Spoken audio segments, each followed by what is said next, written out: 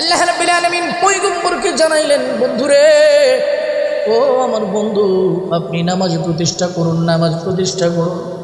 ইসলামের প্রারম্ভিক যুগের মধ্যে যখন সাহাবায়ে কেরাম নামাজ পড়তে শুরু করলেন, নামাজ পড়তে যাবে বেঈমানরা আঘাত করে ফেলে পয়গম্বর দাঁড়াইছে নামাজের মধ্যে, উটের নারী বুড়ি রাইখা দিছে পয়গম্বরের ঘাড় মুবারকের মধ্যে।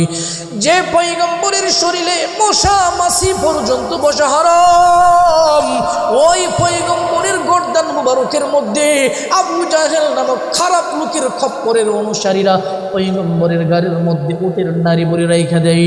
আমার পয়গম্বর এই উটের নারী বুড়ি লইয়া সিজদার মধ্যে পড়ে যায়। ছোট্ট কলিজার টুকরা মা ফাতিমা দৌড়াইয়া পয়গম্বরের কাছে যায়। কে জানি বলেছে, ফাতিমা, তোমার আব্বার উপরে কাদের মধ্যে উটের নারী বুড়ি ফালাইয়া দিছে, তোমার আব্বা সোজা হইতে পারতেছে না। পয়গম্বরের ছোট্ট মেয়ে কলিজার টুকরা মা ফাতিমা একটা দৌড় গিয়া দেখে পয়গম্বর সিজদার মধ্যে পড়ে আসে, গাড়ির মধ্যে বেঈমানের দল উটের নারী বুড়ি রেখে দিছে। এত কষ্ট করে আল্লাহর জন্য নামাজের মধ্যে দাঁড়ায় যায়। মক্কার কাবা শরীফের ভিতরে ৩৬০টা মূর্তি আছে, হুবল আছে, ইয়াউক আছে, ইয়াগুস আছে, নসর আছে, এই জাতীয় ৩৬০টা মূর্তি আছে। কাবার ভিতর থেকে মূর্তি সরানো যায় না। মক্কার কাবার সামনে মরুভূমি, বালু বালু, এগুলোর মধ্যে যদি সাহাবায়ে কেরাম নামাজে দাঁড়ায় যায়, বেঈমানরা টের পাইলে সাহাবায়ে কেরামকে আক্রমণ শুরু করে। সাহাবায়ে কেরামকে আক্রমণ শুরু করে হযরত ওমর যখন ইসলাম গ্রহণ করলেন, হযরত ওমর বললেন, ইয়া রাসূলুল্লাহ, ইয়া হাবিবাল্লাহ, ওগো আখির জামানার পয়গম্বর, ওগো আল্লাহর হাবিব সুনকারী দু জাহান পয়গম্বর, আমরা কি সত্য ধর্মের উপরে আসিনি? নবীজি বলেন, নাম ইয়া ওমর, হ্যাঁ ওমর, অবশ্যই আমরা সত্য ধর্মের উপরে আছি। বলি, ইয়া রাসূলুল্লাহ, সত্য ধর্মের উপরে থেকে নামাজ কেন লুকাইয়া পড়ব, নামাজ কেন চুরি করে টিপ মেরে গোপনে গোপনে নামাজ পড়ব? আমি ওমর আজকে দিকে ঘোষণা দিলাম, সাহাবায়ে কেরাম প্রকাশ্যে কাবার সামনে নামাজ পড়বে। কেউ যদি তার মায়ের বুক খালি করতে চায়, সে যেন নামাজের মধ্যে বাধা দেয়। কথা বলেন আল্লাহু আকবার। আরে নামাজ পড়লে বাধা আসে, তারপরেও নামাজ ছাড়ে নাই। নামাজ পড়লে পিছন দিয়া তীর মেরে দেয়, তারপরেও নামাজ ছাড়ে নাই। নামাজ পড়লে আঘাত আসে, বর্ষা মারে, তারপরেও নামাজ ছাড়ে নাই। আর তুমি আমি এসি পাই, তারপরেও নামাজও যাই না, আসে না? তুমি আমি ফ্যান পাই, তারপরেও নামাজে যাই না। তুমি আমি শীতের দিন কার্পেট পাই, তারপরেও নামাজে যাই না। অথচ আল্লাহর নবীর সাহাবী সরকারি দু জাহান পয়গম্বরের সাহাবীরা বালির উপরে সিজদা মারছে, টাইলস পাবে কোথায়? ওরে কার্পেট পাবে কোথায়? মরুভূমির উপরে সিজদা মারছে। এত কষ্ট করার পরেও নবীজির সাহাবীরা নামাজ ছাড়ে নাই। হযরতে বিলাল যখন আল্লাহু আকবার আযান দিত, বিলালের গলার আওয়াজটা এত উঁচু ছিল, পয়গম্বর বলেন, ইয়া বেলাল আযিন, তুমি আযান শুরু করে দাও।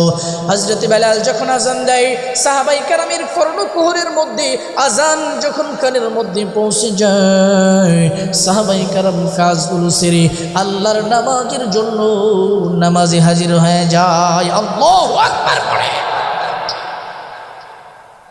তুমি আমি কাজকে বড় ভাইবা নামাজে আসি না। দোকানদার দোকানদারি করতেছে, দোকানদার দোকানে ব্যবসা করে, আজান হয়ে গেছে, কাস্টমার বেশি, নামাজে যায় না, এমন দোকানদার আসে না।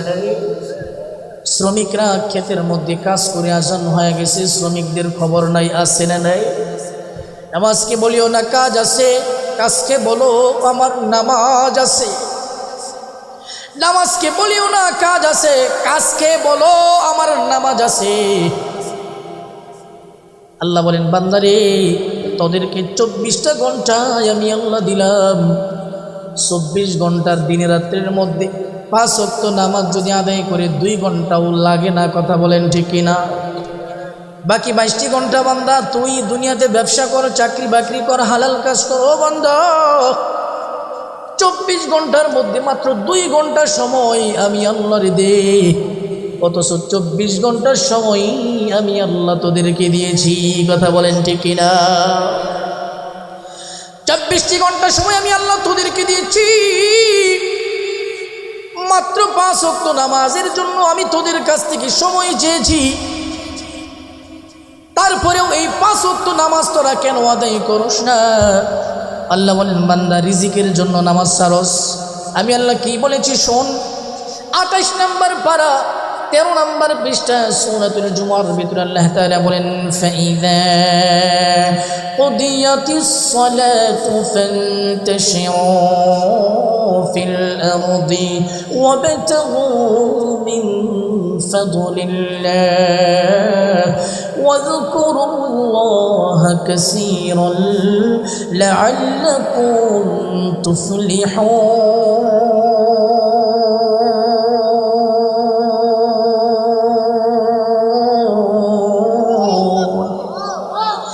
আল্লাহ বলেন, বান্দা তোর টাকা দরকার, তোর রিজিক দরকার, ফাইদা কুদিয়াতিস সালাহ, আগে নামাজ আদায় কর। ফান্তাশিরু ফিল আরদ, তারপরে জমিনে যা, জমিনে গিয়ে চাকরি করলে চাকরি কর, ব্যবসা করলে ব্যবসা কর, ফসল করতে চাইলে ফসল কর, আগে নামাজ তারপরে কাজ। কথা বলেন ঠিক কি না? ফাইদা কুদিয়াতিস সালাতু ফান্তাশিরু ফিল আরদ, ও বান্দা আগে নামাজ পড়ো তারপরে তুমি জমিনে ছড়াও, আগে নামাজ পড়ো তারপরে তুমি কাজে যাও, আগে বান্দা নামাজ পড়ো তারপরে ব্যবসার মধ্যে যাও, আগে নামাজ পড়ো তাহলে তারপরে তুমি কর্মক্ষেত্রের ভিতরে যাও। আল্লাহ রাব্বুল আলামিন বুঝিয়ে দিলেন মানুষরে, আগে বান্দা তুমি নামাজ আদায় করো। ইন্নাস সালাতা তানহা আনিল ফাহশাই ওয়াল মুনকার ولذكر الله أكبر والله يعلم ما تصنعون।